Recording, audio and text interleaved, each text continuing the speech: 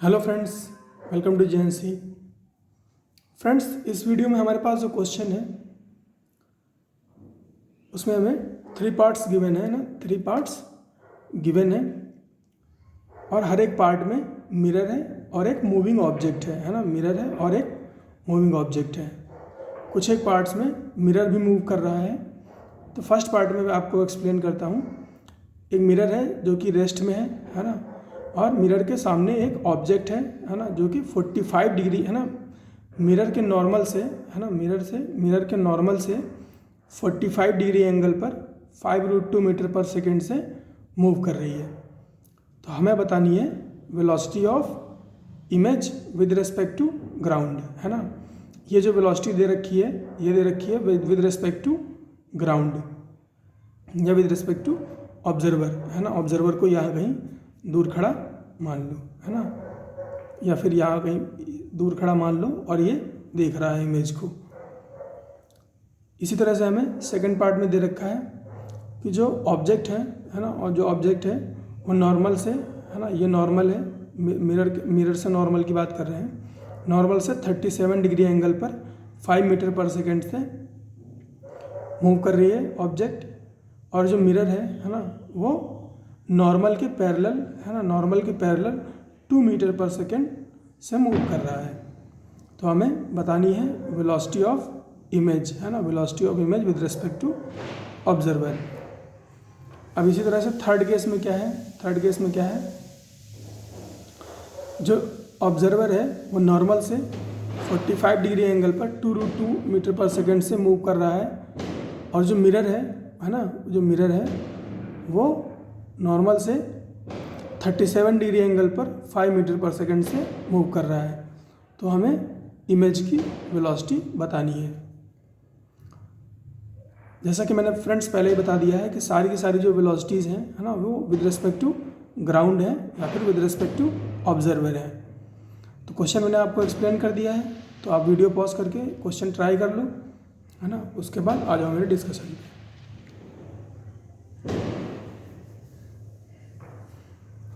तो friends, I hope आपने video pause करके क्वेश्चन ट्राई कर लिया होगा। तो मैं सॉल्यूशन की बात करता हूँ। तो फ्रेंड्स, इससे पहले मैं सॉल्यूशन पे जाऊँ है ना, इससे पहले मैं सॉल्यूशन पे जाऊँ, मैं आपको एक फार्मूला थोड़ा सा एक्सप्लेन कर देता हूँ, जो कि हम यहाँ पर एक्सटेंसिवली यूज़ करने वाले हैं, एक्सटेंसिवली यूज़ करने वाले हैं। तो फ्रेंड्स, मान लीजिए ये मिरर है ना, मान लीजिए ये मिरर है, इसकी वेलोसिटी, ये जो वेलोसिटी है इसको हम परपेंडिकुलर वेलोसिटी बोलेंगे है ना।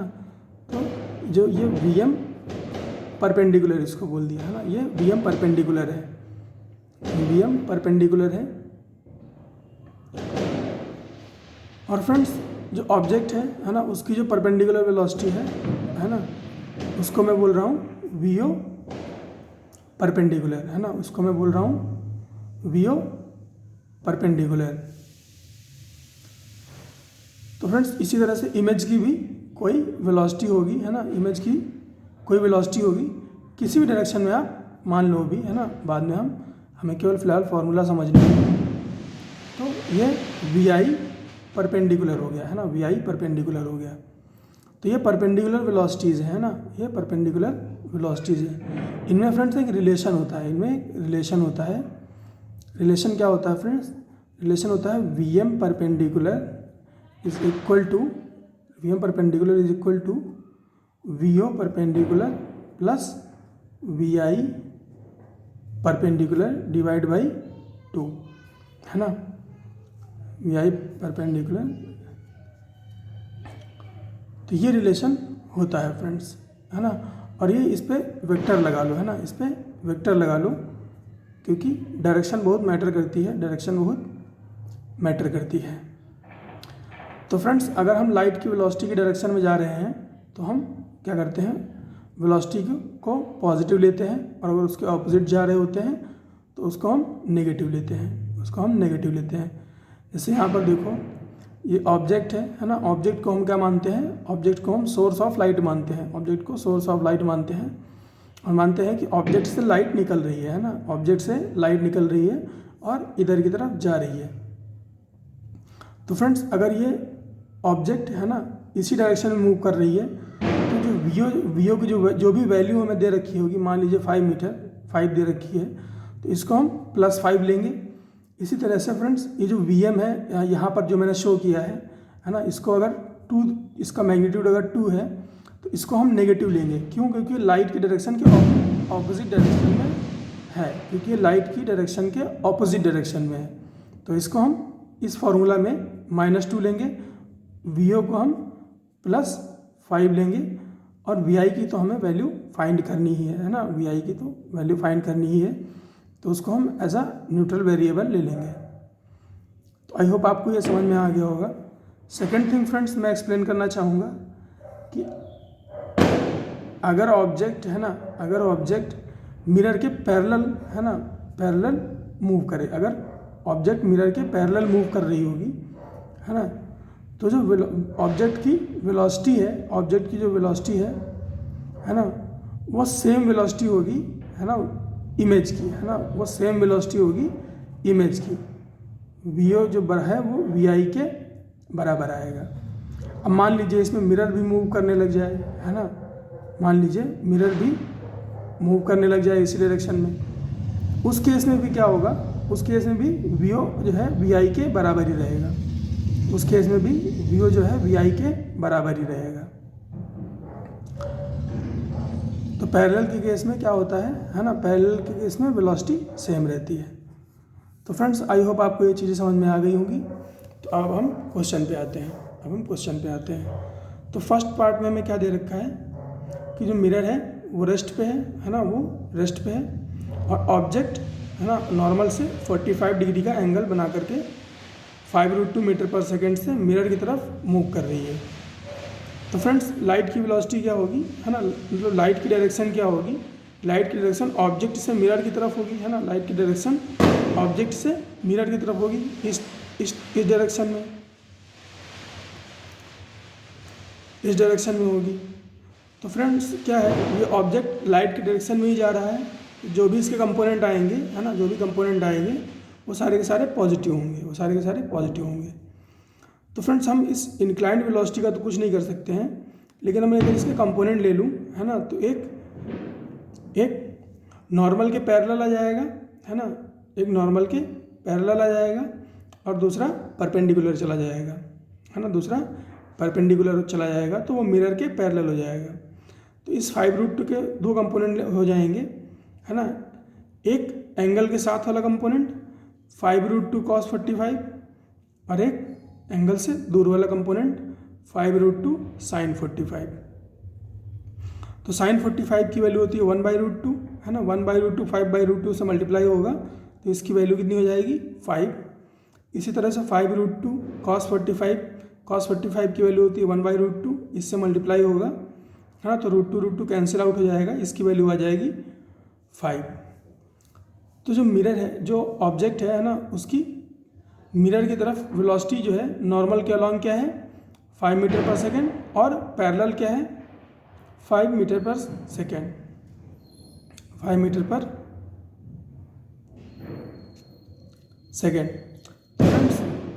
तो फ्रेंड्स यहाँ पर देखो आप, क्योंकि ये जो मिरर है ना, क्योंकि ये जो मिरर है ये रुका हुआ है, जो मिरर है ये रुका हुआ है, तो जितनी तेज जिस स्पीड से है ना, जिस स्पीड से ऑब्जेक्ट मिरर की तरफ मूव कर रहा होगा, उतनी ही स्पीड से जो इमेज है ना, वो भी मिरर की तरफ मूव कर रही होगी, उतनी ही स्पीड से जो इमेज है वो मिरर की तरफ मूव कर रही होगी। सिर्फ इतना फ़र्क पड़ेगा फ्रेंड्स कि जो ऑब्जेक्ट की जो वेलोसिटी है, इमेज की जो है वेलोसिटी उसकी ऑपोजिट डायरेक्शन में होगी, उसकी ऑपोजिट डायरेक्शन में होगी है ना। तो ये क्या है, ये वी ओ परपेंडिकुलर है ना, वी ओ परपेंडिकुलर है, और इसकी वैल्यू क्या है +5 है ना। तो जो वी आई परपेंडिकुलर आएगा है ना, जो वी आई परपेंडिकुलर आएगा उसकी जो वैल्यू आएगी वो क्या आएगी है ना, इसको अगर मैं 5i बोलूँ है ना, इसको x एक्सिस मान लेते हैं है ना, इसको x बोल देते हैं, इसको y एक्सिस बोल देते हैं। तो वी ओ परपेंडिकुलर क्या है प्लस 5 i कैप, तो वी आई परपेंडिकुलर क्या हो जाएगा -5 i कैप, है ना, -5 i cap, exactly opposite direction में आ रहा होगा। इसी तरह से फ्रेंड्स बात करें अगर इसकी पैरेलल वेलोसिटी की, है ना, पैरेलल वेलोसिटी की, तो ये 5 मीटर पर सेकंड से ऊपर की तरफ जा रहा है ना, तो इमेज भी 5 मीटर पर सेकंड से ऊपर की तरफ जा रही होगी, है ना, इमेज भी 5 मीटर पर सेकंड से ऊपर की तरफ जा रही होगी। तो जो वी आई पैरेलल है ना, वी ओ पैरेलल है वो बराबर होगा वी आई पैरेलल के। तो वी आई पैरेलल क्या हो जाएगा 5j कैप, क्यों, क्योंकि जो वी ओ पैरेलल है वो क्या है 5j कैप। तो वी ओ पैरेलल बराबर हो गया वी आई पैरेलल के और 5j के बराबर। तो वी आई है ना, यानी कि वेलोसिटी ऑफ इमेज क्या हो जाएगी -5i cap plus 5j cap, -5i cap plus 5j cap, है ना, वेक्टर सम कर दिया इनका। तो मैग्नीट्यूड क्या हो जाएगा इसका 5 square plus 5 square that is 5√2। तो फ्रेंड्स यहाँ से हमें एक चीज़ देखने को मिलती है ना, जैसे ये 5√2 से मिरर की तरफ 45 डिग्री का एंगल बना करके जा रहा था, तो इमेज जो है, इमेज भी कुछ इस तरह से एंगल बनाते हुए आ रही होगी, है ना, इस तरह से एंगल बनाते हुए मिरर के पास आ रही होगी, है ना, 45 डिग्री का एंगल बनाते हुए, और सेम मैग्नीट्यूड 5√2 से, है ना, कुछ इस तरह से आ रही होगी। तो ये फर्स्ट पार्ट था। सेकंड पार्ट देखते हैं इसका, है ना। सेकंड पार्ट में क्या दे रखा है हमें, जो ऑब्जेक्ट है वो नॉर्मल से 37 डिग्री एंगल बनाते हुए 5 मीटर पर सेकंड से मिरर की तरफ जा रही है, और जो मिरर है वो ऑब्जेक्ट की तरफ आ रहा है 2 मीटर पर सेकंड से, है ना, 2 मीटर पर सेकंड से। अब फ्रेंड्स क्योंकि ये नॉर्मल के पैरेलल है ना, नॉर्मल के पैरेलल है, तो इसको हम बोलेंगे वी एम परपेंडिकुलर, है ना, इसको हम बोलेंगे वी एम परपेंडिकुलर। और फ्रेंड्स ये जो 37 डिग्री एंगल पर जा रही है ना, इसको हम क्या करेंगे, इसको हम कंपोनेंट्स में ब्रेक कर लेंगे। तो एक अपने पास नॉर्मल कंपोनेंट आ जाएगा 5 cos 37, है ना, 5 cos 37, और एक अपने पास पैरेलल कंपोनेंट आ जाएगा, है ना, पैरेलल कंपोनेंट आ जाएगा 5 sin 37, है ना, 5 sin 37। अब फ्रेंड्स 37 की वैल्यू क्या होती है ना, sin 37 और cos 37 की वैल्यू क्या होती है। तो फ्रेंड्स इसको आप ऐसे देख लो, ये 37 डिग्री का ट्रायंगल होता है, 37 डिग्री का ट्रायंगल होता है। इसमें जो परपेंडिकुलर होता है वो 3 होता है, और जो बेस होता है वो 4 होता है, और हाइपोटेन्यूज कितना हो जाएगा 3 स्क्वायर 4 स्क्वायर 5, है ना, 3 स्क्वायर 4 स्क्वायर होल रूट 5। तो इस ट्रायंगल से हम cos 37 की वैल्यू निकाल सकते हैं, कितनी आएगी, बेस अपॉन हाइपोटेन्यूज 4/5, है ना। और इसी तरह से sin 37 की वैल्यू परपेंडिकुलर अपॉन हाइपोटेन्यूज 3/5। तो 5 × 3/5 क्या हो जाएगा, 5 × 3/5, 5 कैंसिल, तो बचा 3।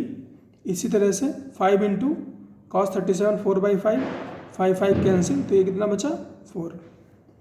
तो वी ओ परपेंडिकुलर की वैल्यू क्या है, वी ओ परपेंडिकुलर की वैल्यू क्या है 4, है ना, और वी ओ पैरेलल की वैल्यू क्या है, वी ओ परपेंडिकुलर की वैल्यू हो गई 4, और वी ओ पैरेलल की वैल्यू क्या हो गई 3, है ना। ये जो वेलोसिटी है ये पैरेलल टू मिरर है, तो वी ओ पैरेलल कितना हो गया 3। हाँ, तो अब फ्रेंड्स यहाँ पर क्या है, अब यहाँ पर मिरर रेस्ट में नहीं है ना, मिरर रेस्ट में नहीं है, तो फ्रेंड्स यहाँ पर हमें फॉर्मूला यूज़ करना पड़ेगा, ये वाला जो मैंने आपको सिखाया था, V M perpendicular is equal to V O perpendicular plus V I perpendicular divide by 2। तो V M perpendicular is equal to V O perpendicular plus V I perpendicular divide by 2। और फ्रेंड्स वी एम परपेंडिकुलर की value क्या होगी, friends V M perpendicular की value जो होगी वो -2 होगी, है ना, वो -2 होगी। क्यों, क्योंकि लाइट की वेलोसिटी के, हाँ, लाइट की डायरेक्शन के ऑपोजिट जा रहा है ना, लाइट की डायरेक्शन के ऑपोजिट जा रहा है। लाइट की डायरेक्शन क्या है, लाइट की डायरेक्शन ये है ना, लाइट की डायरेक्शन ये है, यहाँ पर ऑब्जेक्ट है, ऑब्जेक्ट से लाइट निकल के मिरर पे जा रही है, तो लाइट की डायरेक्शन ये है और ये मिरर इसके ऑपोजिट जा रहा है, इसीलिए वी एम परपेंडिकुलर की वैल्यू क्या हो जाएगी -2। और जो ऑब्जेक्ट मूव कर रही है वो 4 मीटर पर सेकेंड से मूव कर रही है ना, वी ओ परपेंडिकुलर, और वो डायरेक्शन किस डायरेक्शन में है, वो लाइट की डायरेक्शन में है, तो उसको पॉजिटिव लिया जाएगा। तो वी ओ परपेंडिकुलर की वैल्यू जो होगी वो +4 हो जाएगी। बाकी तो फ्रेंड्स हमें वी आई कैलकुलेट ही करना है, तो ये वी आई परपेंडिकुलर लिख दिया, डिवाइड बाई 2। अब ये 2 से ये 2 मल्टीप्लाई हुआ, कितना हुआ -4, और ये 4 इधर आएगा तो एक और -4 आएगा, तो -4 equal to V I perpendicular, है ना। -4 कितना हो गया -8, तो वी आई परपेंडिकुलर कितना है -8, और किस डायरेक्शन में है, आई कैप में है ना, आई डायरेक्शन में है, तो ये कितना हो जाएगा -8 आई कैप। इसी तरह से वी आई पैरेलल क्या हो जाएगा, वी आई पैरेलल होगा वी ओ पैरेलल के बराबर, है ना। वी आई पैरेलल क्या होगा, वी ओ पैरेलल के बराबर, कितना, ये 3 है ना, 3 मीटर पर सेकंड से वाई डायरेक्शन में जा रहा था, है ना, वाई डायरेक्शन में जा रहा था, तो इसकी वेलोसिटी कितनी हो गई 3 कैप, है ना, 3 कैप। तो इमेज की वेलोसिटी फाइनली कितनी हो गई, वेक्टर सम कर देंगे दोनों का, -8 आई कैप प्लस 3 कैप, -8 आई कैप प्लस 3 कैप। तो मैग्नीट्यूड क्या हो जाएगा, है ना, इमेज की वेलोसिटी का √8² प्लस 3² 64 प्लस 9 73 मीटर पर सेकेंड से ऑब्जेक्ट आ रहा होगा, है ना, सॉरी मिरर और इमेज आ रही होगी, है ना, मिरर की तरफ। इसी तरह से थर्ड केस की बात करें अगर, है ना, थर्ड केस की बात करें तो इसमें क्या है, इसमें ऑब्जेक्ट 2√2 मीटर पर सेकेंड से 45 डिग्री एंगल पर मिरर की तरफ मूव कर रही है, और मिरर 37 डिग्री एंगल पर मूव कर रहा है ऑब्जेक्ट से दूर अवे, है ना, 5 मीटर पर सेकेंड से, 5 मीटर पर सेकेंड से। अब क्योंकि इंक्लाइंड वेलोसिटीज़ हैं तो इनको हमें हॉरिजॉन्टल और वर्टिकल कंपोनेंट्स में ब्रेक करना पड़ेगा, है ना। तो इस 5 मीटर पर सेकेंड का हॉरिजॉन्टल कंपोनेंट क्या हो जाएगा, हॉरिजॉन्टल कंपोनेंट जो होता है वो एंगल के अलॉन्ग होता है ना, एंगल के अलॉन्ग होता है। तो 5 मीटर पर सेकेंड 5 cos 37, है ना, 5 cos 37। वर्टिकल कंपोनेंट क्या हो जाएगा 5 sin 37, 5 sin 37। अब sin 37 और cos 37 की वैल्यूज हमने अभी चेक की थी। sin 37 की वैल्यू क्या है 3/5, तो 5 × 3/5 हो जाएगा ये, तो इसकी वैल्यू आ जाएगी 3, है ना। और इसकी वैल्यू क्या आएगी 5 cos 37 की, तो cos 37 की वैल्यू कितनी निकाली थी हमने 4/5, तो 5 × 4/5, 5 से 5 कैंसिल आउट हो गया, ये बचा 4।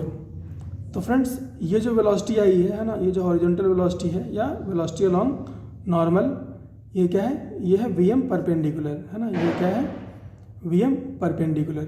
और फ्रेंड्स इस बार देखो ये लाइट की वेलोसिटी क्या है, लाइट की डायरेक्शन क्या है, ये है, इस बार ये लाइट की डायरेक्शन में ही है ना, इस बार ये लाइट की डायरेक्शन में ही है, इस डायरेक्शन में, तो इसको हम पॉजिटिव लेंगे, तो वी एम परपेंडिकुलर क्या हो जाएगा +4, है ना, +4 मीटर पर सेकेंड।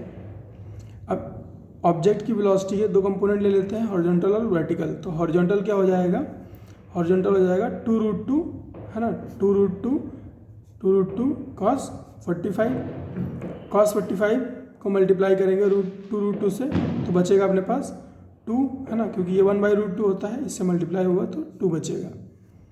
इसी तरह से वर्टिकल कंपोनेंट क्या हो जाएगा 2√2 sin 45 की वैल्यू होती है 1/√2, इससे मल्टीप्लाई करोगे 2√2 से, तो ये बचेगा 2, है ना, ये बचेगा 2।